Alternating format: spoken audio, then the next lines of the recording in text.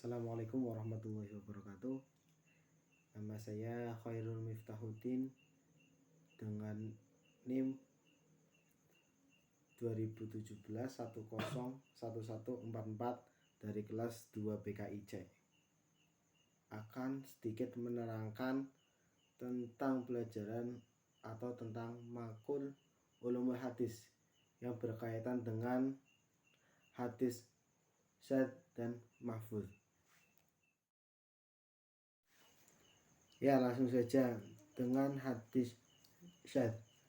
Hadis syadz adalah hadis yang diriwayatkan oleh perawi yang kepercayaan berlawanan dengan kepercayaan riwayat yang lebih banyak.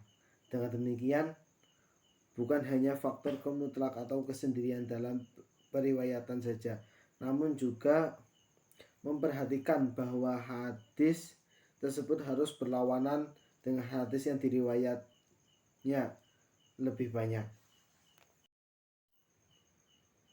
Ya, definisi hadis mahfuz adalah hadis yang diriwayatkan oleh perawi yang lebih makbul atau diterima menyelisihi yang makbul. Hadis mahfuz adalah lawan dari hadis syadz. Hadis mahfuz adalah hadis sahih. Sebaliknya, hadis syadz adalah hadis yang dhaif. Konsep syadz menurut ulama hadis. Menurut Al-Hakim, hadis dapat dikatakan syadz apabila hadis itu diriwayatkan oleh seorang perawi dan periwayatan yang sendiri itu bersifat thiqat. Sekiranya suatu hadis itu tidak thiqat, maka syadz tidak akan tergantung dalam hadis tersebut. Langkah-langkah dalam menentukan hadis syadz. Yang pertama, semua sanad yang mengandung matan hadis yang pokok masalahnya memiliki kesamaan dihimpun dan diperbandingkan. Yang kedua, para periwayat dari seluruh sanad yang telah dihimpun kemudian diteliti. Terusnya dilanjut yang terakhir, yaitu yang ketiga, menyimpulkan hasil penelitian apabila ada seorang periwayat yang sanadnya menyalahi sanad yang lain. Contoh hadis syadz pada sanad.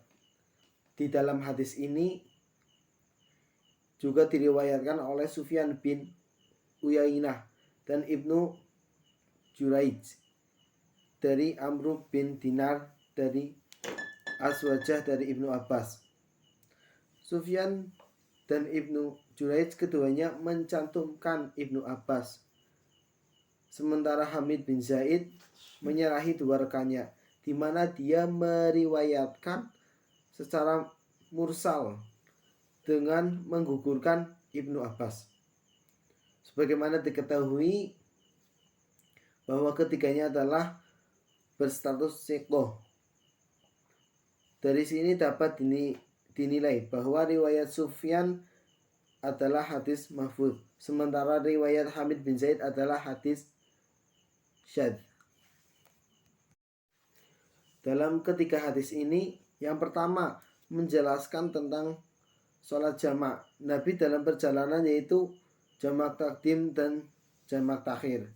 Sementara riwayat yang kuat dari Ibnu Umar pada Bukhari dan Muslim, dan dari Anas juga terdapat pada Bukhari dan Muslim. Nas hadis yang dimaksud adalah hadis yang kedua. Unsur syadz pada hadis pertama adalah bahwa Nabi tidak melakukan jamak takdim ketika berpergian setelah masuk waktu zuhur. Nabi hanya melakukan sholat zuhur saja. Namun ada riwayat dari Mu'adz yang mengatakan jamak takdim. Hadis kedua belum menjadi alasan kuat untuk mengatakan kalau hadis yang pertama itu adalah syadz, karena bisa jadi konteksnya berbeda dengan tidak disebutnya pada hadis yang kedua.